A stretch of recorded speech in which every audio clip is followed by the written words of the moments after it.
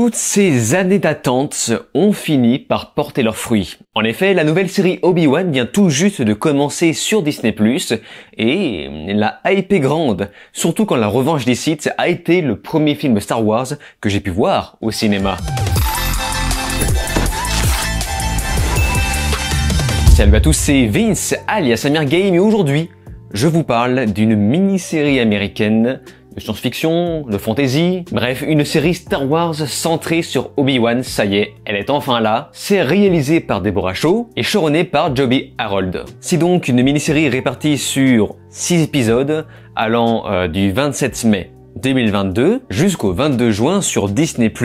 Ewan McGregor, en plus de reprendre son rôle d'origine, donc celui d'Obi-Wan, est également producteur exécutif sur ce projet qui à l'origine aurait dû être un film. Mais souvenez-vous du grand fail de Solo, le film Solo qui a fait réfléchir pas mal de monde parmi la production. Ils se sont dit, ouais bon, on va peut-être patienter un petit peu, regarder ce qui marche le mieux. Et suite au succès des séries Star Wars, notamment The Mandalorian, bien évidemment, eh bien c'est là qu'ils ont eu l'idée de convertir ce projet de film en série, en mini-série pour l'instant. Obi-Wan Kenobi est donc la série que j'attendais le plus, et je pense que ce n'est absolument pas la première fois que je vous le dis sur ma chaîne YouTube. D'ailleurs au passage, je me suis déjà créé une playlist consacrée à celle-ci, et je vous invite à aller voir ma dernière vidéo sur Obi-Wan où je théorise un petit peu ce qui peut potentiellement se dérouler durant cette nouvelle histoire. Bref, je pense qu'on va bien s'amuser, c'est juste dommage que ce soit aussi court. Mais bon, pour l'heure, les 2 premiers épisodes sont déjà disponibles sur Disney+, le reste suivra de façon hebdomadaire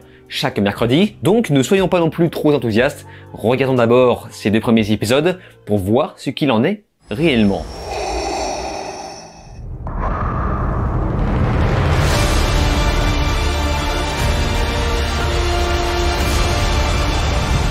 Nous sommes 10 ans après La Revanche des Sith. Obi-Wan se remet de son échec après avoir vu son apprenti Anakin succomber au côté obscur. Se cachant sur Tatooine pour protéger Luke, un incident va le pousser à sortir de sa cachette et reprendre son sabre laser une dernière fois. Pour le moment, Disney+ nous a sorti 2 épisodes de 40 à 50 minutes et heureusement qu'on a eu le droit à un double épisode parce que putain, j'aurais littéralement pété un câble si je me serais retrouvé à la fin du premier épisode. Et déjà, rien que la fin du second m'a monté la hype à fond. Bon, par contre, je ne suis pas sûr qu'un récap de la prélogie était vraiment nécessaire, même si ça m'a permis de bien replonger dans le bain. Ça fait juste un peu bizarre de revoir les images de la prélogie avec une musique épique un peu random.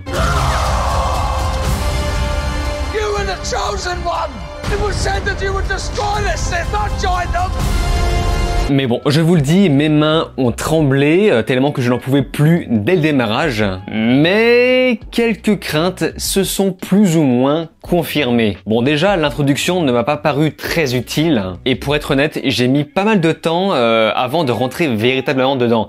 C'est vraiment lorsqu'on voit Obi-Wan pour la première fois que j'ai fini par retrouver mes repères. Et la bonne nouvelle, c'est que les bandes annonces ne nous ont montré rien, mais alors vraiment rien. Hormis le fait de nous montrer que Obi-Wan existe encore, évidemment, que les Inquisiteurs existent et qu'ils ne sont pas très sympas. Bref, ça fait plaisir car ces 2 premiers épisodes sont vraiment plutôt complets. Bon, alors c'est clairement beaucoup plus narratif que la précédente série Star Wars sur Boba Fett. Ils instaurent très rapidement l'atmosphère oppressive des Inquisiteurs. Et ce qui me rassure, c'est que je vois clairement qu'ils ont énormément de choses à raconter avec cette nouvelle série, là où le livre de Boba Fett est allé du beurre sur une trop grande tartine. Dans Obi-Wan Kenobi, l'intrigue qu'ils ont trouvée pour faire ressortir le héros de son trou est plutôt bien trouvée, cohérente et inattendue. D'ailleurs au passage, je me demande s'ils vont pas faire revenir Qui-Gon Fantôme, vu qu'ils mettent beaucoup l'accent sur ça, sur ce personnage dans le récap, et pas que, vous verrez. Mais dans cette intro, j'ai adoré le fait qu'ils nous montrent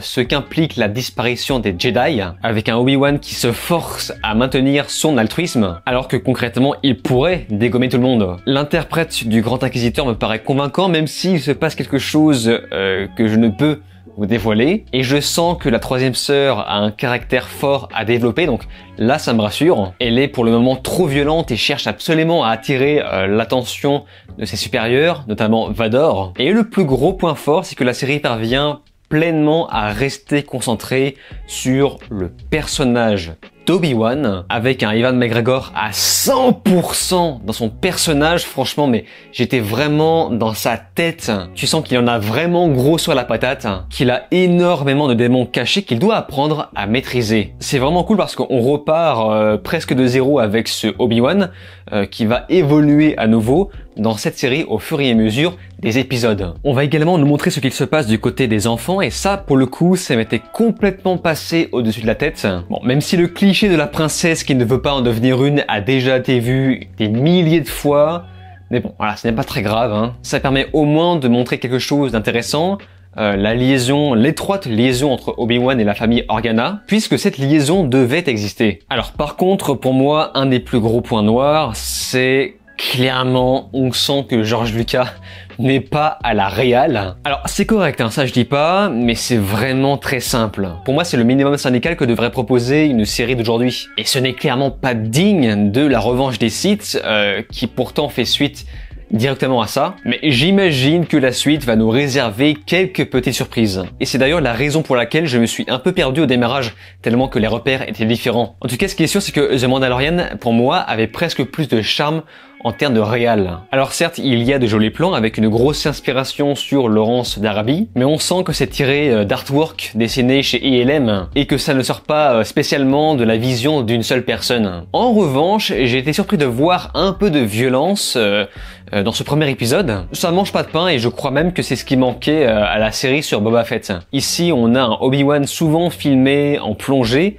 pour nous montrer sa faiblesse et sa perte totale d'expérience. Et il s'en est presque parfois vraiment effrayant. Et l'autre bonne nouvelle, c'est le ton très sérieux de la série. On est quasiment sur une histoire dramatique. Il n'y a pas de lol, juste quelques petites légèretés du même niveau que les deux premières trilogies. Ces deux premiers épisodes sont montés comme un véritable film, mais selon moi, pas tout à fait comme un Star Wars. C'est ça un peu le problème, c'est qu'on dirait un long métrage de SF classique. Alors pour info, au niveau des effets spéciaux, ils utilisent la même technologie que The Mandalorian. Vous savez, l'espèce de dôme qui remplace le fond vert. Et la photo avec ça cherche à se rapprocher le plus possible de la prélogie et ça fait parfois du bien aux yeux. Et alléluia, l'histoire ne se déroule pas que sur Tatooine. On va donc pouvoir respirer sur des décors différents. Bref, on cherche vraiment à nous faire voyager. Alors pour info, John Williams a composé le thème principal. D'ailleurs, il me semble que c'est la dernière fois qu'il bosse sur du Star Wars. Et c'est ensuite Natalie Holt qui s'occupe du reste de la musique.